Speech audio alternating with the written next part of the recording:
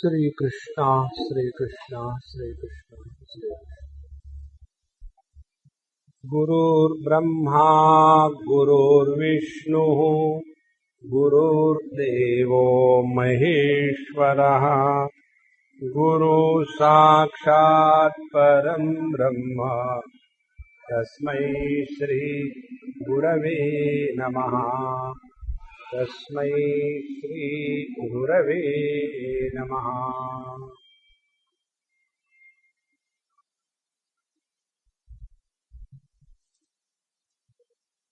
When certain things are done under the influence of knowledge, they have a lasting effect. And when things are done under the influence of emotions, they do not last long. And therefore, according to the principle of dharma or the religion,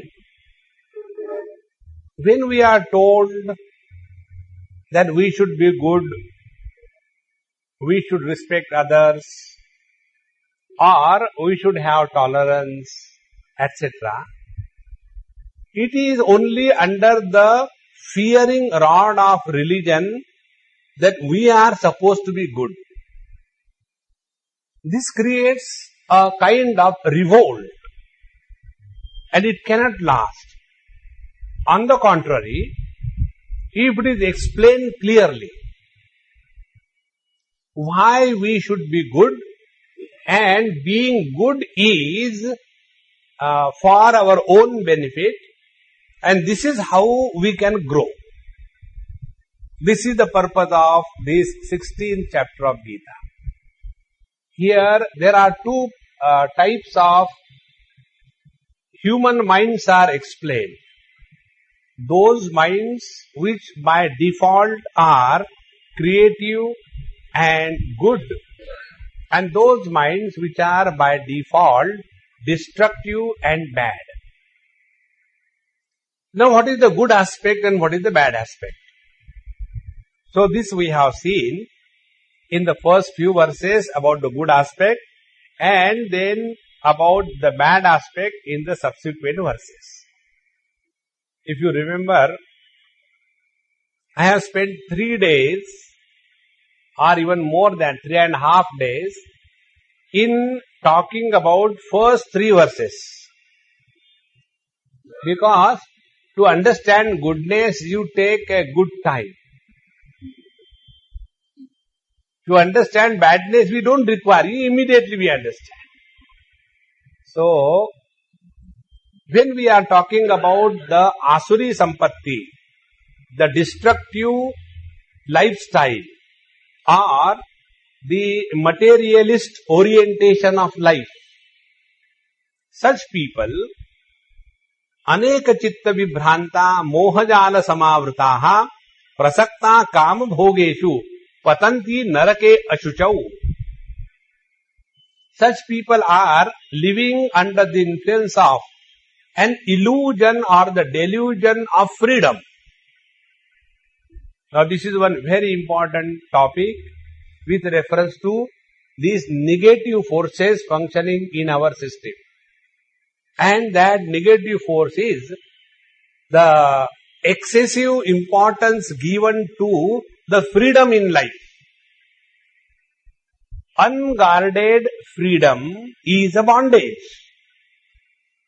When the freedom is guarded, then only it is meaningful. For example, we all have freedom to drive the car on the road. But that freedom is a guarded freedom.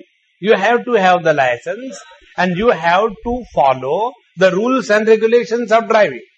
Then you have freedom. In the same manner, when we talk about freedom, that whatever I want to earn, I will earn whichever way I want. Whatever I want to enjoy, I will enjoy, maybe at anybody's cost. In this manner, when the selfishness rides our wisdom, we become destructive. And such people, as we have seen, idam adya maya labdham imam prapse manoratham I have got this, I am going to get that thing, and asau hataha maya shatruhu, now I have killed this enemy, now I am going to kill that one, and adhyo bhi janavanasmi, I am the richest man, and so many followers are with me. This kind of approach is a destructive approach. Now, such people who are down to earth materialist, be very attentive. Those who are down to earth materialist, they use spirituality for the material gains. One day, one person asked me this question in some other country. He was probably some Christian, Catholic or somebody. He said, what is the difference between your Hindu approach and the Christianity approach? I said, I don't know. Hindus don't approach. So where is the approach? Christians only approach because they want to convert. So there is no approach at all for Hindus. No, I want to know why so much of Christianity is spreading throughout the world, but Hinduism is not spreading. There must be some reason. I said, why we bother about it? It's not our topic. He said, no, I want to find it out. What could be the reason? I feel, he said, because Christianity is superior, therefore it is spreading. I said, okay, it doesn't matter for me. Then I told him, in this world, the weeds spread more than the proper seeds. So do you call that the weeds are better? Or should we say that spreads wild, he is only the weeds? Therefore, I said, your approach is, follow this and you go to heavens. Isn't it? Life hai jahan, tandurusti hai wahan. So, you are using your religious foundation for the material gain. That is your approach. I said, our approach, Hindus' approach. We use the materialistic lifestyle for the God's purpose. For example, Ganesh Bidi.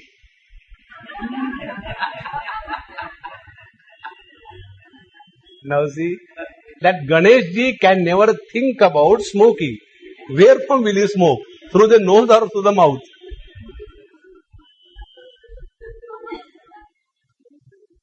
So those who are down to earth materialist, they use the religious platform for the material gains. And such people are explained here that Atma Sambhavita Stabdha Dhanamana Madanvitaha Yajanti Nama Yajnaiste Dambhena Vidhi Purvakam. Atma Sambhavita. Atma Sambhavita means those who have a great self-esteem and they have their own image about themselves. I am someone is special because I am from UP. I am someone special. Sambhavita. They have very high opinion about themselves. Second thing, Stabdhaha. Stabdhaha, they are like the pillar. They have no modesty, they have no humility. Because of their own image about themselves. Atma Sambhavita Stabdhaha. Now here one thing I'll tell you. Earlier, maybe many years before, I came across one person and he told me, Swamiji, these rich people are very arrogant. Don't you think so? I said, I do not know, maybe. And then slowly, as I came in contact with so many people, I have come to conclusion, as much the poor people are arrogant, rich people are not. Many times we come across, they have nothing with them. And yet, when they have to even say namaskar, they feel awkward. To become angry, to abuse, they are at, ready. But when they have to bend before the Mahatmas, when they have to bend before the Lord, they cannot. Because Atma Sambhavita Stabda. I will not tell you whom I am talking about, but I will tell you something. This happened in Devaprayag. Devaprayag is the place where from Gangaji begins. Because up to Devaprayag, the river is called as Bhagirathi and Alaknanda. So when Bhagirathi and Alaknanda mix together, like coffee and the milk, it becomes a drinking coffee. So from there, it is called as Ganges or Ganga. So there, that group of people, they were sitting and doing something under the banner of Hinduism. And when we were going, a dozen of us, even the roadside people, when they see the Babaji, they will at least say, Ram Ram Babaji, Payalagi Babaji. They will not touch because we are walking, Babaji Payalagi. A tradition, a culture of our country. But the so-called custodians of Hinduism, they do not have the modesty even to say hello in Sanskrit.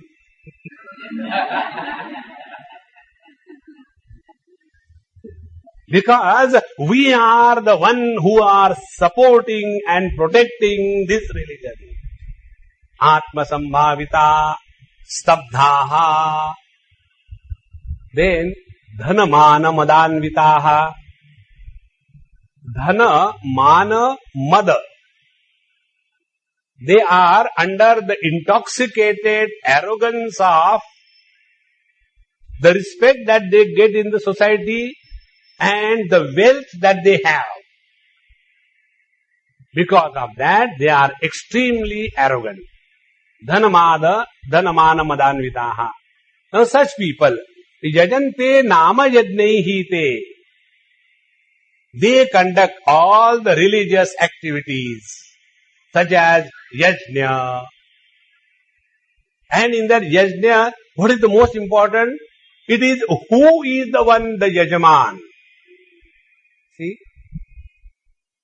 if you go to Delhi and you ask, can you take me to Lakshmi Narayan temple? What Lakshmi Narayan temple? There is no Lakshmi Narayan temple. Birla Mandir, aisa kaho na? Whose temple is that? See, it becomes so much that it is only the name, Nama Yajnehi. The Yajna is for the namesake. It is only I that has to come to the picture. The same thing you see in all our clubs. In Bombay only I experienced one very, very wonderful thing. All the lions were together roaring and I was the only sheep. And the program was, they have to give one Jaipur leg to a man who doesn't have a leg because some accident cut. So that leg was in front of the camera. And all those people who have given a hand to the leg,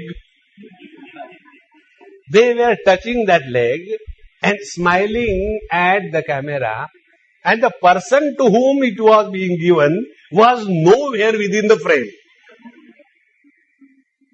See? Yajante nama yajneste dambhena. See? Please recognize this basic principle of life. Do charity, nothing wrong in that. Otherwise, what will you do with your money? It's better you spend it before you die. Otherwise, there are other people who have already planned. After this fellow goes, what I will do? I know in Delhi, one old Punjabi lady, she was about 78. I knew her daughter. She used to come for my talks.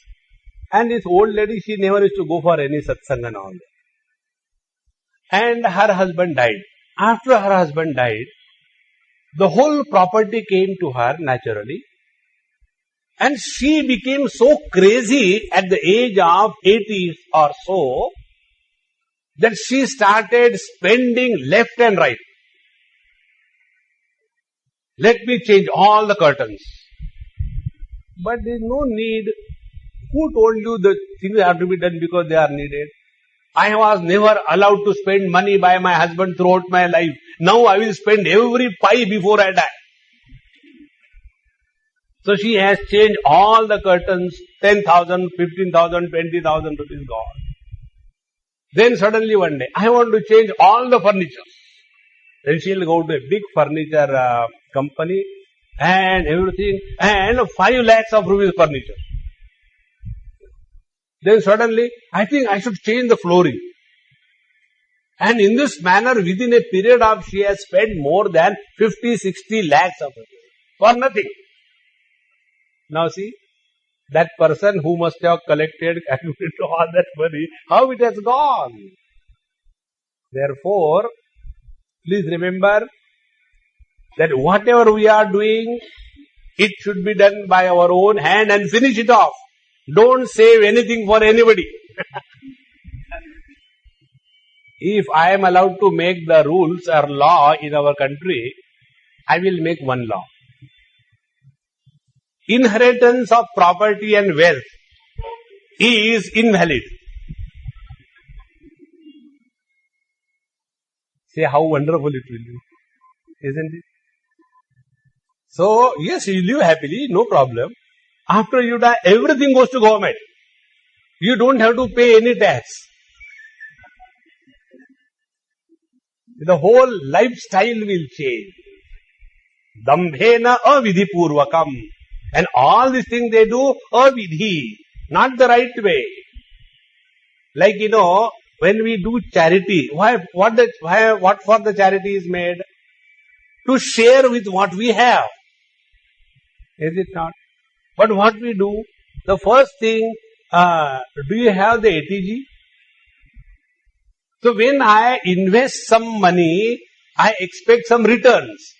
So charity becomes an investment. It is no more a charity. Dambhena avidhipurvakam. So, yajante nama yajneste dambhena avidhipurvakam. This is not the right way of doing. Then, ahankaram, balam, darpam, kamam, krodham cha samsritaha, mamatma paradeheshu, pradvishantobhyasuyakaha. So they are samsritaha. They are squarely seated on the foundation of ahankaram. The one who sits in the car keeps on moving, is it not? So he is sitting in the car of aham. I have done this thing, I have to do this thing, I will do this thing. Ahankaram, balam. Then they have the vanity and the arrogance of their strength. Darpa is whatever great qualities we have, we are extremely proud of the God's gifts, as if they are ours. Then kamam, the desire, krodham, anger, samsritaha. So these are their real friends. And such people, mam, atma and paradeheshu, they hate me in themselves as well as in others. Now this is a very subtle topic. See, in the old age, and for that purpose at any age, many of us suffer because of two factors. One is the factor of guilt, and second is the factor of fear. Factor of guilt is when we have not heard, when we have not listened to the inner voice. Every one of us know what is right, what is wrong. When something wrong is being done from inside, I think you should not do it. Shut up, you shouldn't do it. You don't know anything. Again, that pip, it comes. I think I switch off this cell phone. That cell phone is nothing but Narayana inside. And we do that. And afterwards, I don't know. How do I do that? And as a result, you keep on doing the things which are not in tune with your own conscience. The built-up is called as the guilt. The second thing is the fear. We can have fear only under one condition. When we have a sense of limitation followed by a sense of otherness, then only there is a fear. When we are in deep sleep, we are fearlessly snoring. Isn't it? Suppose you are with some elders. So we are told, hey, don't talk loudly. Okay? Why? See, Dadaji is there, Pitaji is there, don't talk loudly. Talk soft. Okay. And in that soft talking, he goes to sleep. The moment he goes to sleep, he doesn't snore softly. Why? There is nobody else other than I. See? The real fear is because of these two factors. Sense of limitation and a sense of otherness. The fear born out of sense of limitation is the fear of extinction. And the fear born out of the sense of otherness is the fear that there is a cause which will destroy me. And therefore the fear comes. Therefore, we all have two desires born out of fear. Desire number one. Desire to live is an expression of the fear of death. Second, desire to die is an expression of the fear to live. See? Both are expressions of the same fear.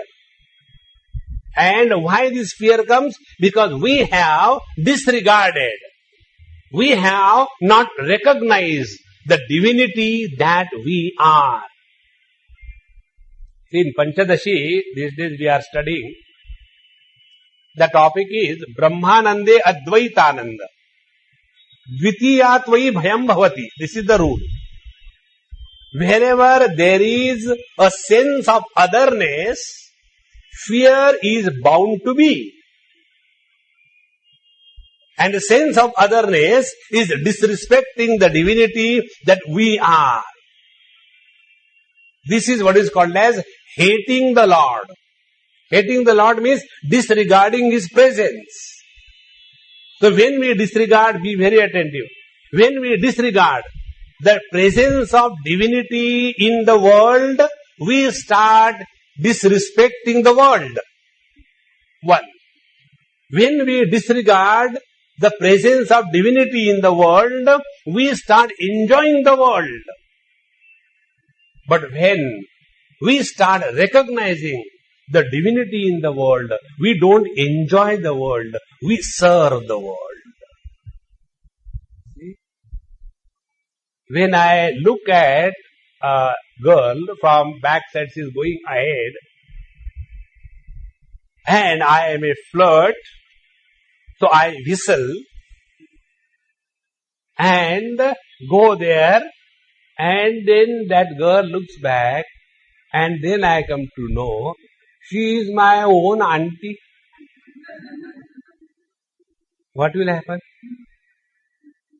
That whistle which was coming out, even the hand will be swallowed. Because now we have discovered someone else. We can have an attitude of bhog, indulgence, Only when we lack reverence and respect. With mother, we don't have bhog. We have yog. But with wife, it is never the respect and reverence. It is the bhog and not the yog. And therefore, our relation with the mother and the wife are of different quality because attitude is different. Therefore, those who do not recognize the divine presence in this world, they have a lifestyle of indulgence and material prosperity. And this is what is called as hatred to the Lord. Similarly, when they don't recognize the divine presence that they are, they become beggars. And when we become beggars, we start begging happiness from the world. Please remember one thing. In this world, nobody has got till date absolute happiness from the relative world. Nobody has. This struggle is called as the hatred. So, mamatma paradeheshu pradvishantaha abhyasuyakaha. And how they hate me, abhyasuyakaha. They are expert in finding faults in everything and everybody in them, in the world. And as a result, they keep on hating, etc.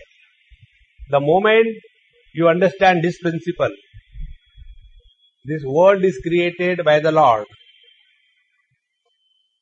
I think the Lord knows better than me. So the one who is better than me, if he has created this world, we don't have any need to improve this world.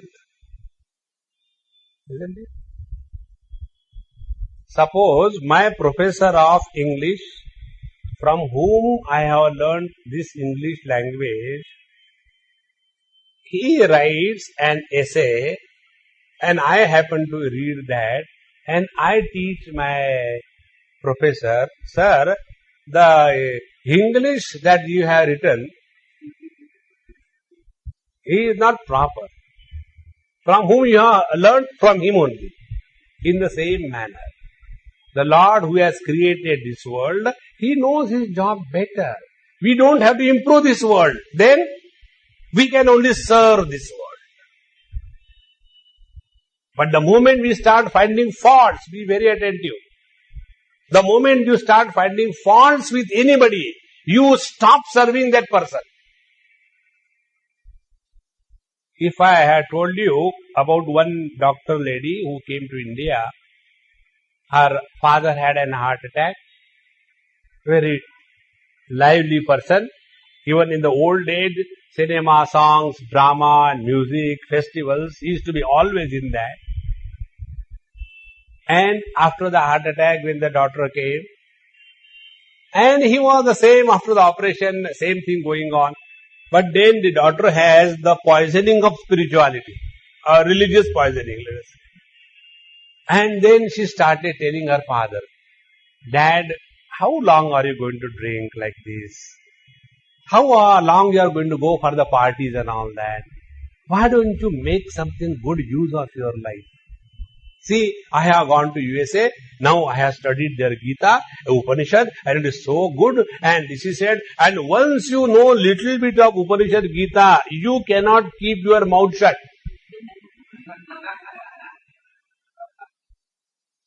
It is something like the vomison impulse when it comes. I have to bring it out. Then she started teaching these great things to her father. Now be very attentive. She has seen something wrong in her father, that even at the old age, he has not turned spiritual. The moment you start seeing faults in elders, you stop serving them. See? If you want to serve somebody, we have to have only one attitude, that attitude of respect and reverence. And therefore, if we really want to serve this world, we can serve the world only under one banner. That everyone is a mobile temple of the divine reality. Then we will serve. Then we will not have compassion and sympathy. When I see these poor people in this world, I feel so bad. So your attention is not on the reality. Your attention is only on the Jhopadapatti. See? Therefore, abhyasuyakaha. Now, tanaham dvishataha kruran samsareshu naradhaman shipami ajastra ashubhan asurishu eva yonishu. Bhagavan is in a very good mood of giving left and right. He says, Tan dvishataha kruran naradhaman. 3 abuses, one after another. This is the only scripture in the world where Bhagavan has not been hesitating to abuse straight away. You know, in Bhagavad Gita there are totally 108 abuses. Really? Yes. Where are they? Study Bhagavad Gita. See, I am a marketing expert. Yena kena prakarena, this has to be done. So if you are interested in abuses, never mind. You are getting it. Ours is a big mall. Anything you want, you get it. So here Bhagavan says, Tan dvishataha. Those who have this hateful tendency, then kruran, those who are cruel disposition, and samsareshu naradhaman, those who are the worst of their kind in this whole world. Naradhaman, the worst. I will not like to translate naradhaman means like animals. Why insult them? So, tanaham dvishataha kruran samsareshu naradhaman. What do I do to them? Kshipami ajastra ashubhan asurishu eva yonishu. I throw them in the lower births. And which are the lower births? Asurishu eva yonishu. Asuri yoni means what? Asuri yoni is a technical term, means bhoga yoni. Bhoga yoni means you have no choice. See? Be very, very, very clear about this point. There are 3 types of lifestyles. One type of lifestyle is lower kind of experiences which are compulsory. One. Second is higher type of experiences which are also compulsory. And the third, there is a choice given to you. Whether you will go through these experiences or you take a detour. Births of soul in the lower wombs, like animals, etc., they are lower bhog, lower kind of lifestyle.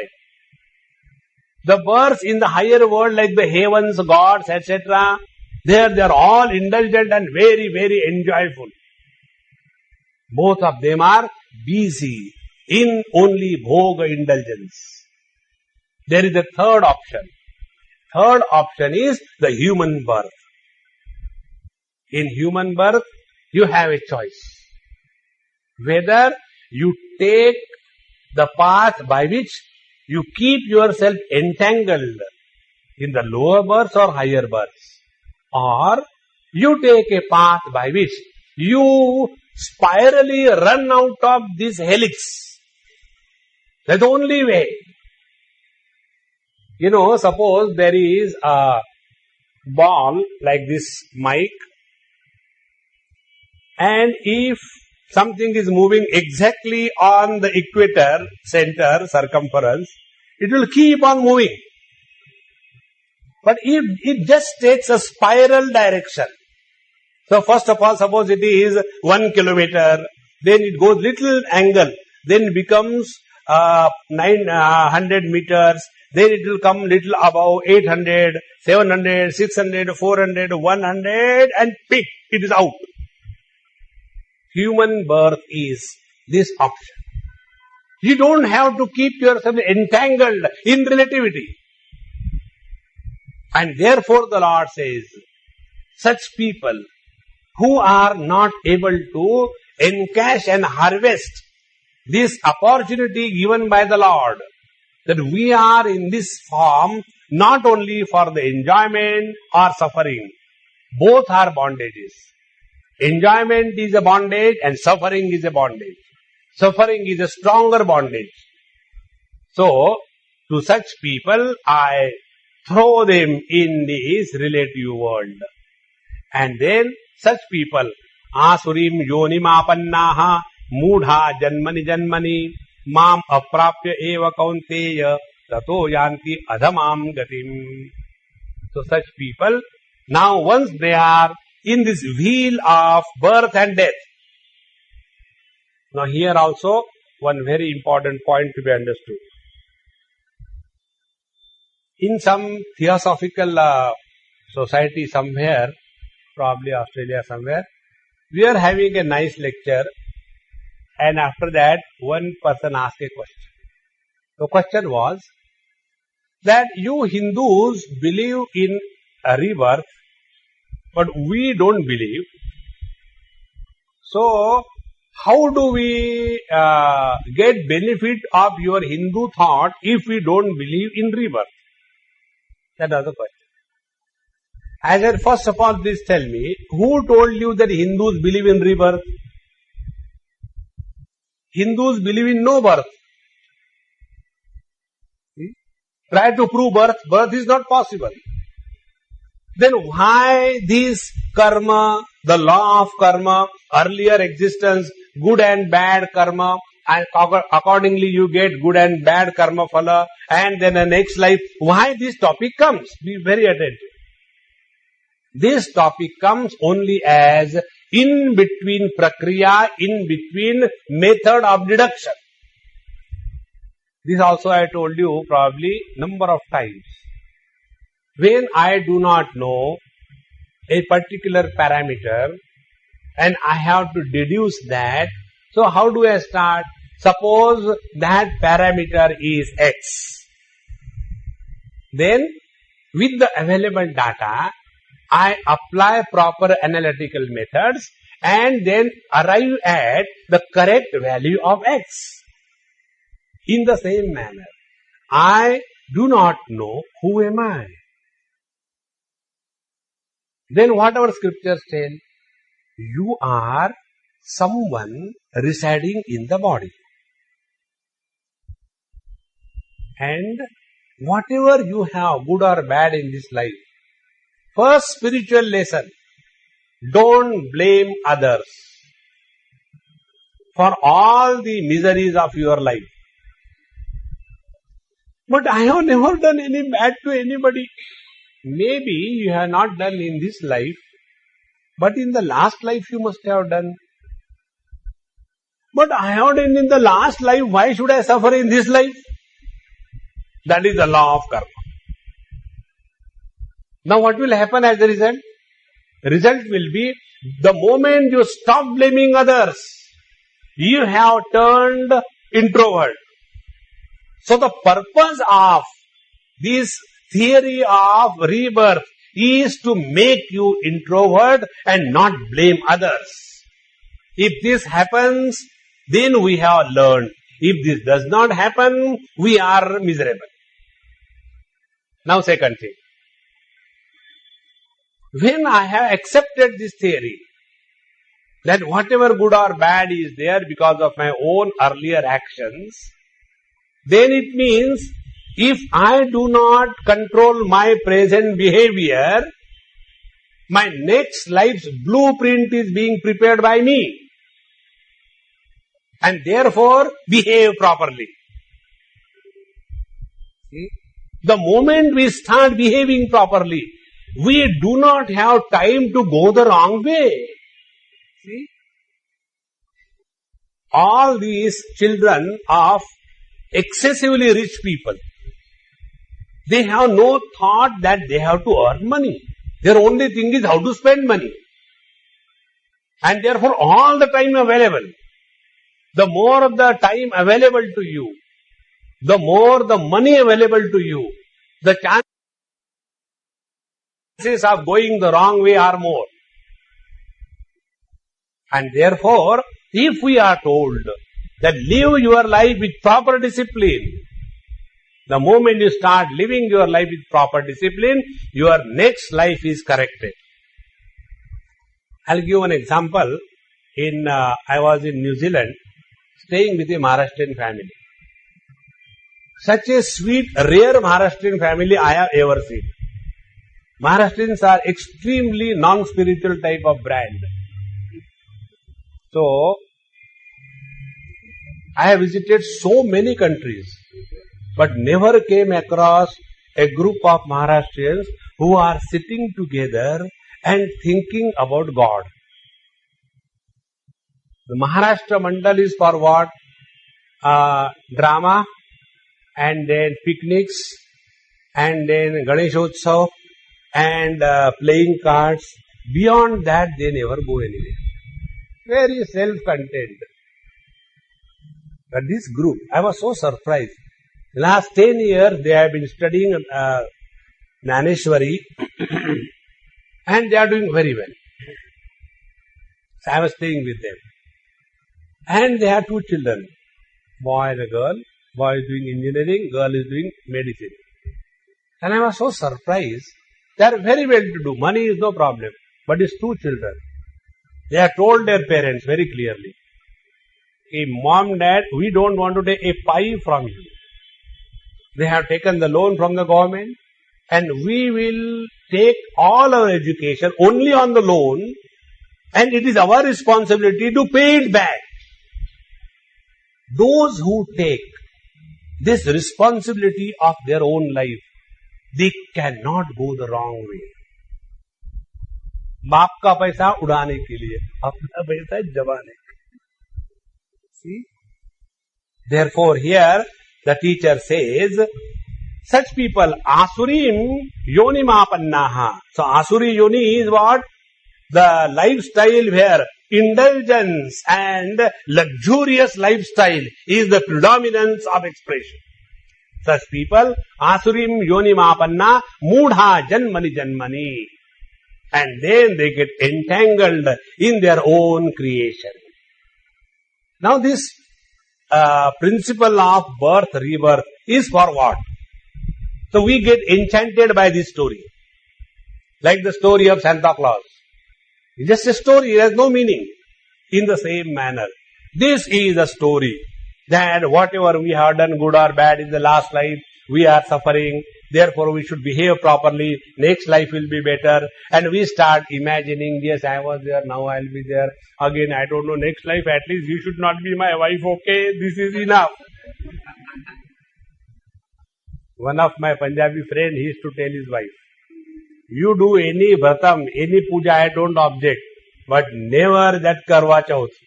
Enough this life. Next life, I don't want to get entangled with you. So we are not able to understand the meaning. What is the meaning? The meaning is, if I existed in the last life, if I exist in this life, if I continue to exist in the next life, therefore I is a continuous unbroken existence.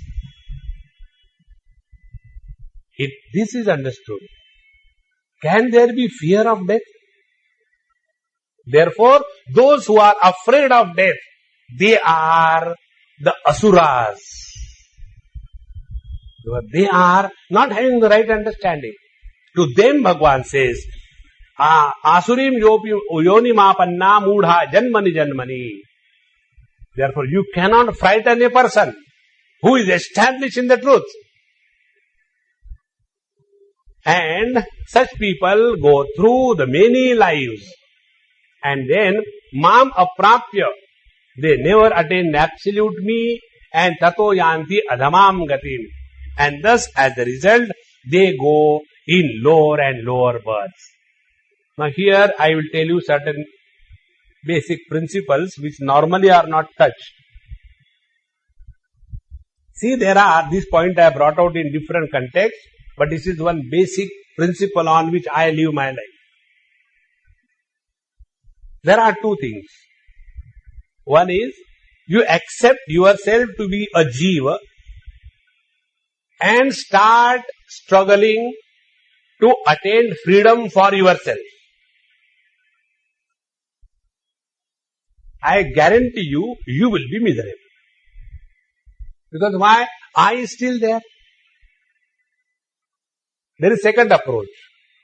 Second approach is, no freedom for I. See? I was happy when I was not married. Then I started thinking that I is not happy. What is there in life without a wife? Whenever I see somebody going on a mobile, I just feel, I hope somebody is sitting behind me. I am fed up of having the friend's voice. Somebody with a nice smile. And then, earlier I was bachelor, now I is married. Thereafter, what jaane kahan gaye wo din? What a beautiful life it was. I was very happy. Now I is very miserable. Now what I can do? Continue to be miserable. Then now this I turns, I am using this word I as a third person singular. Now this I turns to spirituality. Now what does he want? Now this I want to get out of this. And I want to go to heaven. So, kurute ganga sagar gamanam vrata paripalanam athavadanam. Then we start going to temples and here and do this charity, that charity, so that after I die, I go to heaven. That culprit, I, is maintained. This is the story of all the spiritual pursuits. See? Take another very subtle example. At this moment, I is poor. Hand to mouth. So what will be the definition of freedom or liberation for this I? I wants to become rich. So by whatever means I accumulate wealth, then what has happened? Now I is rich. But I is still there. Now this I who has become rich, in comparison to the villagers in my village, but when I look at district headquarters, there I discover I is still poor in comparison to the president of Jilla Parishad. So again I has become poor. Then again I want something. Constantly there is a struggle to become something or the other. See? I is unhealthy. What is the freedom for the I? Do you know any doctor? I got so pain. You touch and there is a pain. The other day, somebody was telling me such a wonderful joke.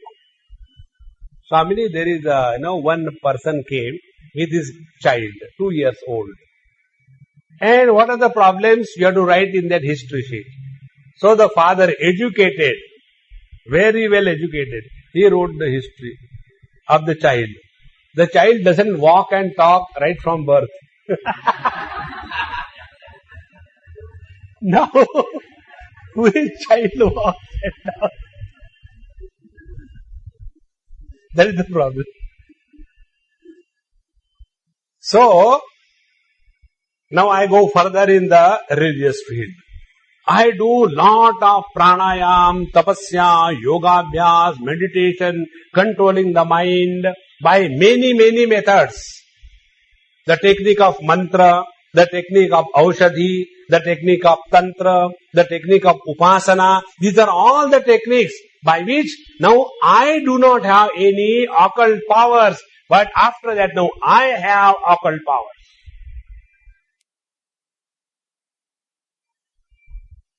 So, others have no control over their mind, but I has control on the mind. Others cannot do anything, but I can do everything. See, one of my friend, he demonstrated this. One boy came and he said, Maharajji, if you have got some powers, then I will accept it. So he said, okay, what power you want to see? See that fan? He saw the fan. He said, the fan is moving. Yes. No, it is not moving. See, it is stopped. And again that boy looked at the fan. Oh, it stopped. In which direction the fan was moving? In the clockwise direction. No, it was moving anti-clockwise direction. No, now see, again he sees the fan is moving anti-clockwise. How come this happens? See, I told you, the fan listens to me. Immediately he would say, Maharaji Jai Ho, Maharaji Jai. Now, you do not have control your mind to such an extent that the force and the strength of the mind can control the matter around. But I has control over the mind. Therefore, I am superior than you. Friends, it is only the fattening of I that is mistaken as the spiritual growth. See? The real spiritual growth is not the freedom, liberation of I, but freedom and liberation from I. And this is what we have to again and again understand. When Bhagavad says, Asurim yonimapanna mudha janmani janmani mam aprapya. They don't attain me. Attainment of the self means freedom from the ego. Unless this small I is sacrificed, the absolute will never be revealed. Bhagavan Ramana says, Ayam aham kuto bhavati chinvataha aipatatyaham nija vicharanam. The moment you inquire, who is miserable? This I disappears. In the disappearance of the relative existence, the absolute starts manifesting. See? So, we have to now ultimately come to this conclusion, that the bondage is in relative existence. The freedom is discovery of the absolute being. Now, what is that which has reduced the absolute to the relative? See, the Lord also desired and He created the world. We also desired and we got married. He created the world, but He is happy. We got married and we made Him also miserable. Now what is the difference? He also desires, we also desire. Our desire is a manifestation of a sense of limitation. His desire is the manifestation of the sense of fulfillment. The sense of limitation is manifested in our heart by three techniques. Those three techniques are Trividham Narakassedam Dwaram Nashanam Kama Krodhas Tatha Lobha Tasmade Tatrayam Tejet. These are the three gateways to hell. Therefore, give them up. Kama, the desire. Anger, the krodha. Greed, the lobe. These are the three gateways which very clearly establish the relative existence. See, the glimpses of the absolute existence is experienced by us in deep sleep. In deep sleep, we have no desire. In deep sleep, we have no anger. In deep sleep, we have no greed. And therefore, in deep sleep, we have nothing, yet we are happy. So what is that? Because of which our life is a hell. These are the three gateways. One boy asked me this question. Swamiji, why there are three gateways to the hell and how many gateways to the heaven? I said there is only one gateway to heaven, but to the hell there are three. Why? Because of rush. They have to clear, तीन दरवाजे खोल दो. Lot of rush. In heaven, one gate is enough. Hardly anybody goes, So, now see these three factors. How they declare our bankruptcy. First is calm. What is the calm? Calm is that which can never be satiated.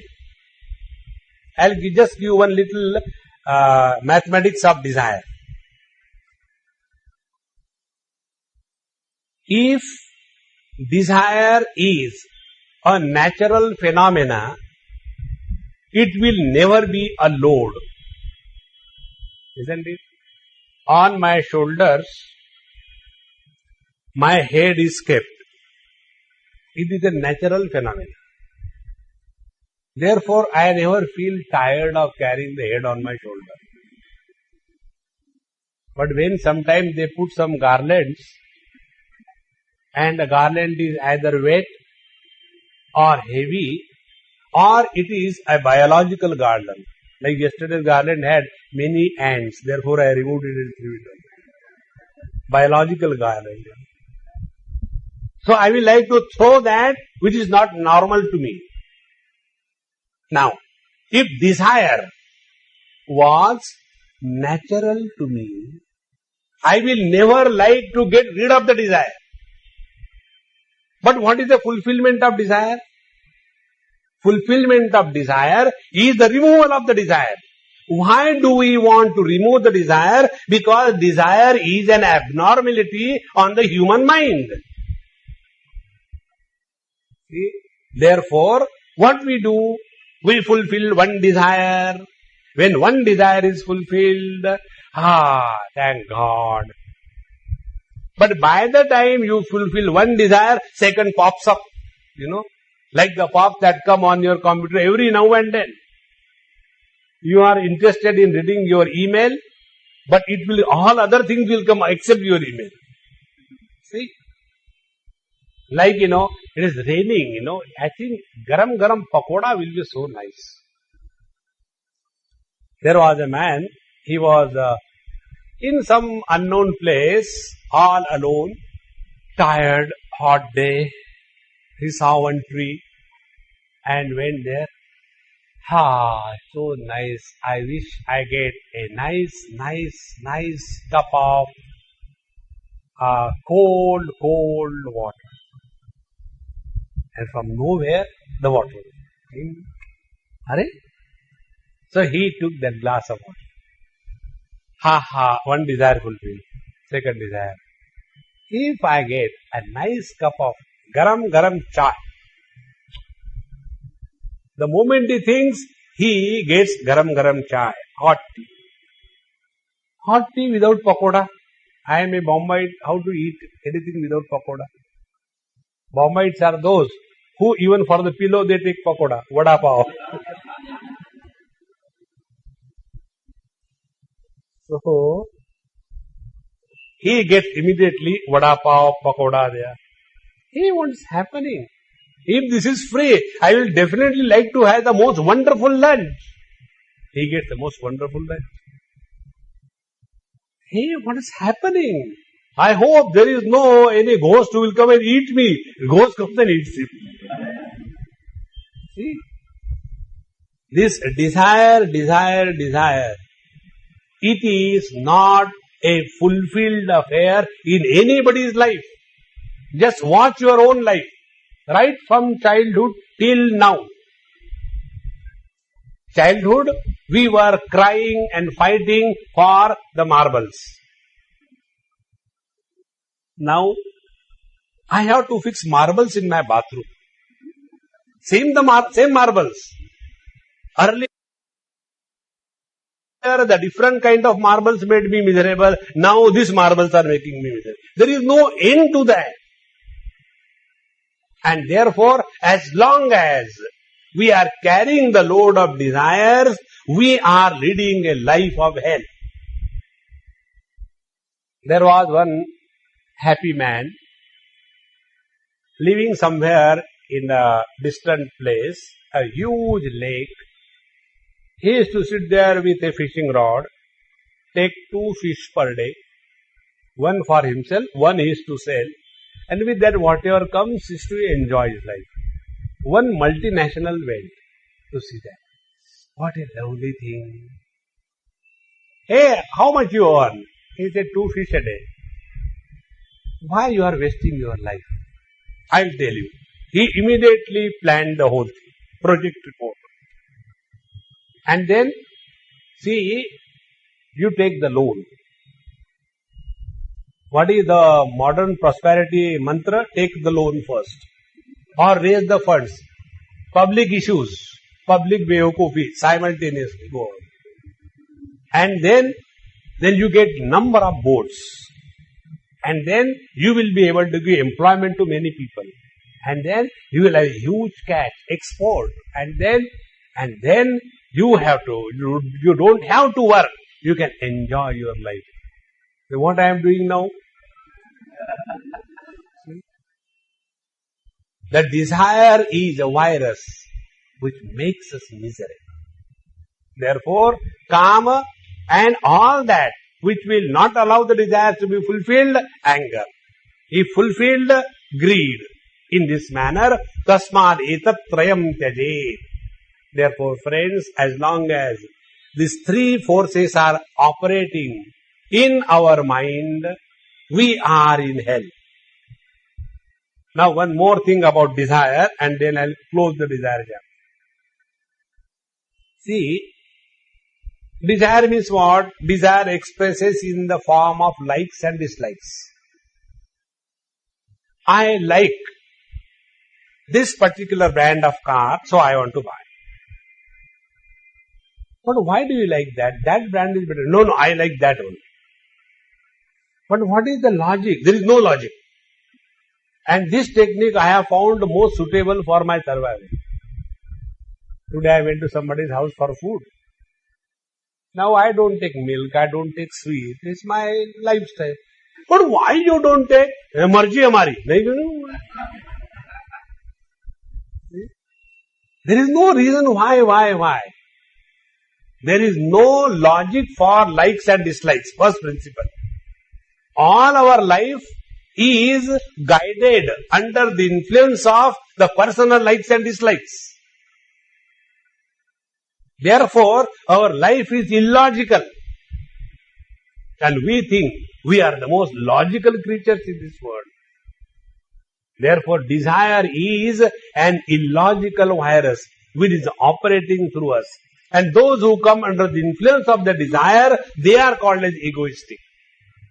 Tasmat etat trayam tyajet. Therefore, these 3 things are to be rejected.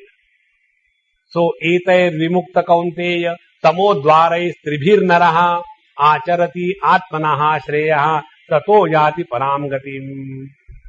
Therefore, the dignity of being a human being is to discover freedom from the desire, the anger, and the greed.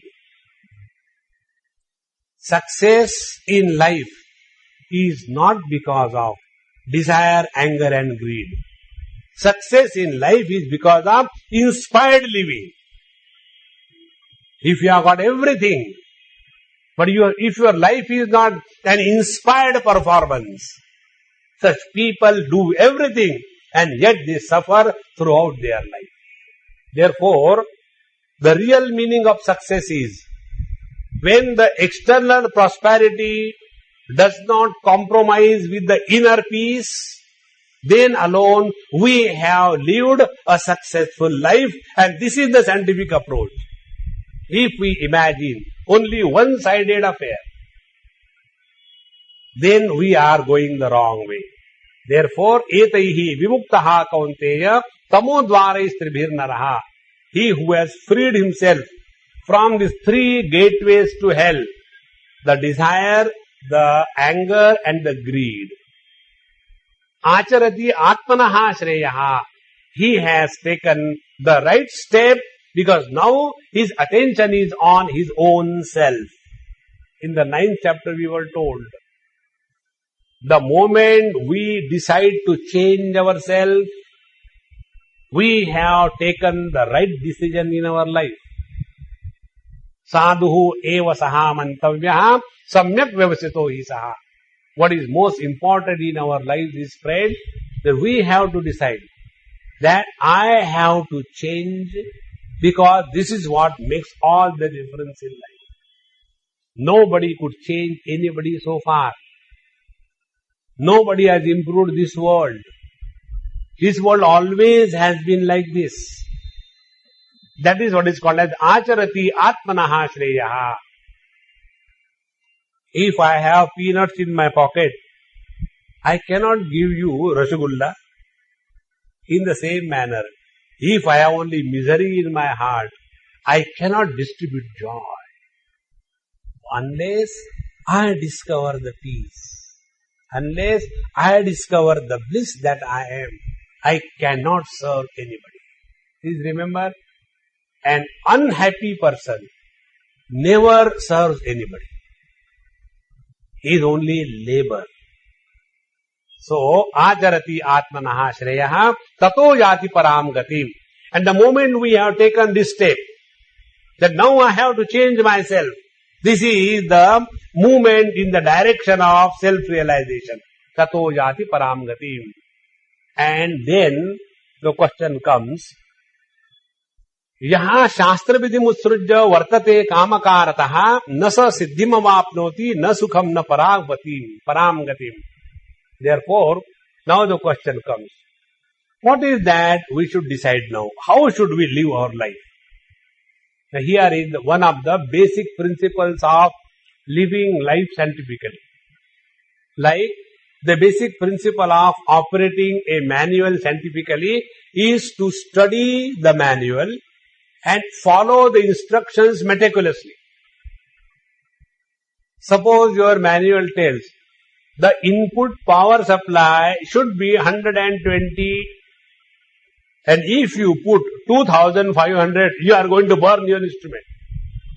In the same manner, this life of ours is supported by the manual of scientific living called as Bhagavad Gita.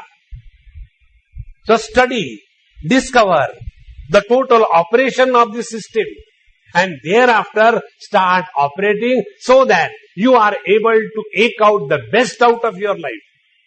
And that is what is Bhagavad says, Shastra vidhim usrujya vartate kamakarataha.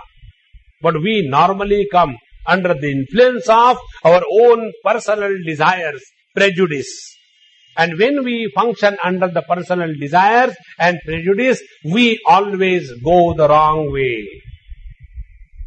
Now, the question is, what is the technique by which we can control ourselves?